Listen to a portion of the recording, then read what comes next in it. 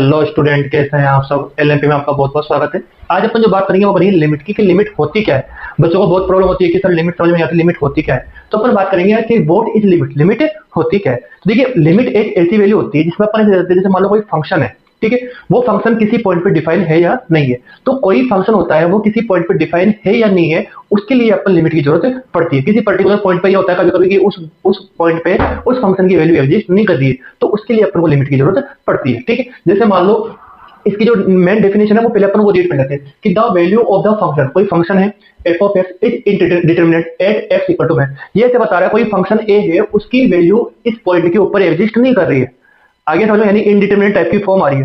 तो ये तो बोलता है then the limit value of the function, तो अपन को किसी जरूरत पड़ी लिमिट की, f of x at x equal to में a is called the limit f of x at x equal to में। जैसे मान लो ये एफ ऑफ एक्स आ गया। अब आपके माइंड में आ रहा होगा सर ये इनडिटरमिनेट फॉर्म होती क्या है, पहले ये तो बताओ। तो जैसे मान लो कोई फंक्शन है, उसकी वैल्यू 0.0 टाइप किया जाए, इनफाइनाइट अपॉन इनफाइनाइट टाइप किया जाए, या 0 माइनस 0 आ जाए, या इनफाइनाइट माइनस इनफाइनाइट आ जाए। इसकी जरूरत तो नहीं है, वैसे इनकी जरूरत होती है। ठीक है, तो इस टाइप की फॉर्म को अपन क्या बोलते हैं बेटा, इनडिटरमिनेट फॉर्म बोलते हैं। ठीक है, अब आपको मन में सर ये सब कुछ तो हो गया, ऐसे करो आप एक एग्जांपल दो। तो देखिए एक एग्जांपल देखिए आप, जैसे मान लो एक फंक्शन है F of X equal to में 3x²। ठीक है, अब अपन को चेक करना है इसकी x इक्वल टू 1 पर वैल्यू। ठीक है, और एक दूसरा फंक्शन मैंने लिया F of X equal to में x² माइनस 3 और नीचे लिख दिया मैंने x माइनस 3, ये लिया मैंने। तो अपन डायरेक्ट वैल्यू चेक करते हैं किस पे, पॉइंट पे। तो जैसे मान लो मैंने एफ ऑफ 1 चेक करा, तो 3 मल्टीप्लाई में 1 का स्क्वायर हो गया। ठीक है, तो ये आ गया 3 मल्टीप्लाई में 1, यहाँ पर तो वैल्यू एग्जिस्ट कर गई। तो यहाँ पर तो आपको बोला सर यहाँ पर तो वैल्यू एग्जिस्ट कर गई, तो फिर लिमिट की जरूरत क्या पड़ी।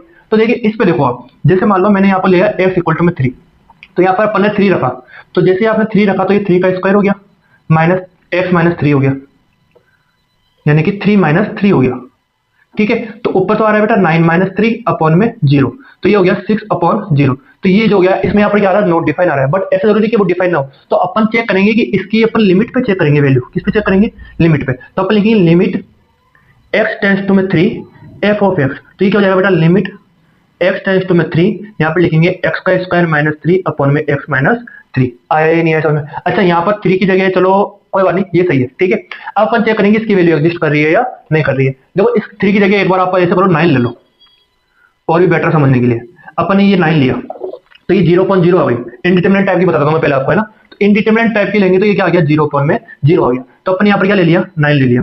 अब इसको अपन करते हैं सोल्व। तो बेटा इसमें अगर अपन वैल्यू रखते हैं डायरेक्ट, आपने अगर वैल्यू रखी तो 0.0 टाइप की आ रही, तो लिमिट अभी वैल्यू एग्जिस्ट नहीं करी। तो अपन क्या करेंगे, इसको सोल्व करेंगे। तो इसमें अपन लिख सकते हैं इसको x minus 3 and x plus 3, हाँ या ना। और नीचे क्या हो गया बेटा, x माइनस 3। तो लिमिट की वैल्यू अपन जब तक नहीं रखते जब तक नीचे 0 आ रहा है। तो इसमें अपन क्या करेंगे, अब आप वैल्यू रखते हो, ठीक है, तो ये आ गया x प्लस 3। ठीक है, तो यहाँ पर रखेंगे 3 प्लस 3, तो अब बेटा आंसर कितना आ गया, 6 आ चुका है। तो इस टाइप के फंक्शन के लिए अपन क्या करना चाहिए, उस पॉइंट पे वैल्यू आ रही है या नहीं आ रही, इसलिए अपन क्या करते हैं बेटा, लिमिट का यूज लेते हैं। ठीक है, लिमिट क्या होता है ना कि ओनली इस पॉइंट के पास वैल्यू नहीं बताता, ये इसके आसपास जितने भी पॉइंट होते हैं उन पर भी इसकी वैल्यू एग्जिस्ट कर रही है या नहीं कर रही, ये भी आपको बताता है। ठीक है, तो लिमिट के यूज इसलिए होता है। चलिए अपन एक और एग्जाम्पल लेते हैं। ठीक है, जैसे सपोज करिए एक एग्जाम्पल ये देता है।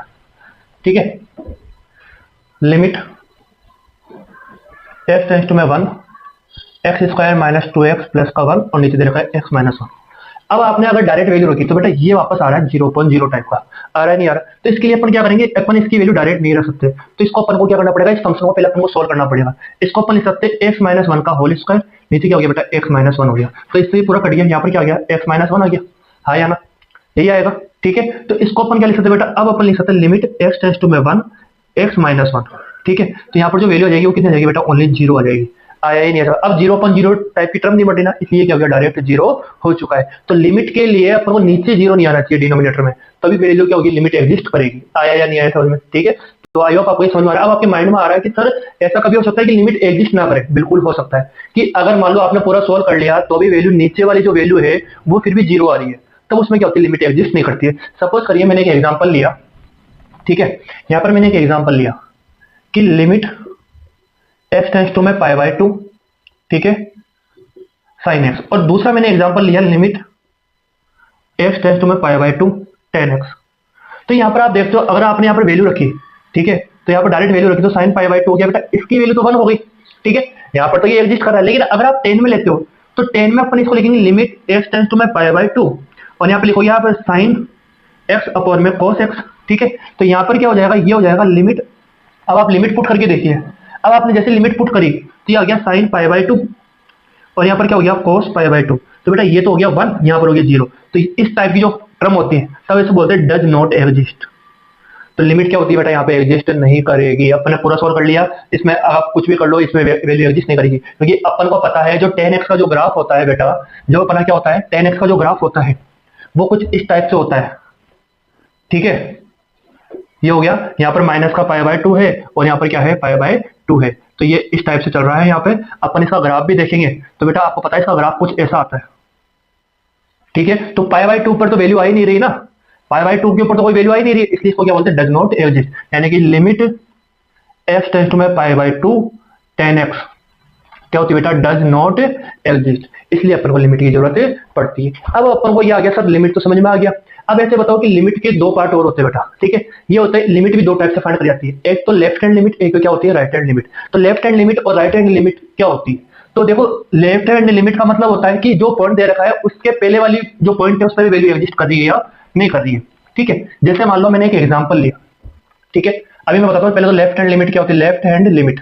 ठीक है, ये होती है लिमिट, लेफ्ट हैंड लिमिट को अपन शो करते हैं एक्स टेंड्स टू, जैसे मान लो एक पॉइंट है x इक्वल टू में a पॉइंट है, तो मैं जो चेक करूंगा वो करूंगा a माइनस पे। a माइनस का मतलब है बेटा ये कर रहा लेफ्ट हैंड लिमिट को शो, इसको लिखते हैं अपन f(x), फिर इसको अपन ऐसे लिख देते लिमिट h टेंड्स टू में 0। ये एक h है वो 0 पे जा रहा है, h क्या है 0 पर जा रहा है, यानी कि 0 की नियर बाय कोई वैल्यू है। तो अगर मैं इसको यहाँ पे लिखूंगा f of a minus h, यहाँ पर क्या लिखेंगे बेटा अपन a माइनस h। इस टाइप से अपन लेफ्ट हैंड लिमिट फाइंड करते हैं। एक होती है RHL, ये होती है लिमिट x टेंड्स टू में a plus f of x, इसको लिखते हैं h टेंड्स टू में 0। यहाँ पर क्या आ जाएगा, अब a प्लस का h आ जाएगा। ठीक है, अब अपन बात करते हैं कि इनकी जरूरत क्यों पड़ी। ठीक है, अपने पास एक क्वेश्चन लिया मैंने बेटा, क्वेश्चन जैसे मान लो कोई फंक्शन है अपने पास, ये से बता रहा है कि यहाँ पर एक्स स्क्वायर है, ये बोल रहा है x less than equal to 0 पे। ठीक है, लेस देन इक्वल टू 0 पर ये है, और 2x है कब, ग्रेटर देन 0 पे। ठीक है, ये वैल्यू बता दिया आपको। तो जब भी इस टाइप का क्वेश्चन है तो बेटा अपन लिमिट चेक करते हैं, उसमें LHL और RHL की जरूरत अपन को पड़ती है। ये से बता रहा है कि अगर अपन 0 से कोई वैल्यू छोटी लेते हैं, x की कोई भी वैल्यू लेते हैं अपन 0 से छोटी, जैसे अपन को x इक्वल टू 1 पर, x इक्वल टू 0 पर अपन क्या करनी है, लिमिट चेक करनी है बेटा। तो इसके अपन दो टाइप से करेंगे, एक तो LHL फाइंड करेंगे और RHL फाइंड करेंगे। अगर LHL और RHL इक्वल आता है तो इसका मतलब क्या है बेटा, वहां पे लिमिट एग्जिस्ट कर रही है, अदरवाइज नहीं कर रही। देखो इसको अपन सोल्व करते हैं। मैंने लिया LHL, क्या लिया मैंने LHL। अब LHL के लिए मैंने बताया बेटा लिमिट x टेंड्स टू में 0 माइनस, और यहाँ पे क्या लिया बेटा f ऑफ x लिया। ठीक है, पॉइंट अभी a था, अब यहाँ पर क्या है 0 है, तो मैं इसको क्या लिख दूंगा लिमिट, ठीक है, x टेंड्स टू में 0 f ऑफ 0 माइनस h, ये लिख दिया मैंने। सही है, यहाँ पर क्या आ रहा था a माइनस h आ रहा था, तो a की जगह आ गया 0 आ गया, तो 0 माइनस h हो गया।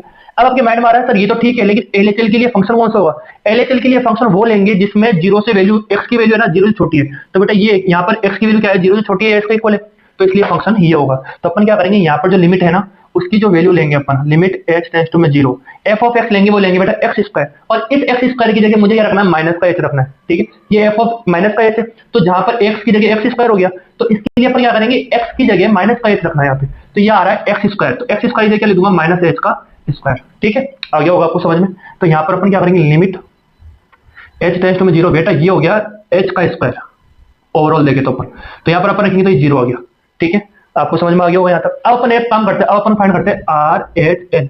RHL में क्या लिखेंगे, लिमिट x टेंड्स टू में 0 प्लस, ठीक है, और ये हो गया f ऑफ x। तो यहाँ पर क्या लिखेंगे बेटा, लिमिट h टेंड्स टू में 0, अब अपन जो वैल्यू लेंगे वो लेंगे 0 प्लस h। तो बेटा यहाँ पर जो फंक्शन एग्जिस्ट कर रहा है वो ये हो गया f ऑफ h। अब RHL के लिए, किसकी बात कर रहे हैं अपन, RHL के लिए, RHL के लिए फंक्शन कौन सा होगा बेटा, 2x होगा क्या, हाँ यार। तो अब अपन जो फंक्शन रखेंगे 2x रखेंगे, और x की जगह क्या रखना है बेटा, अपन को h रखना है।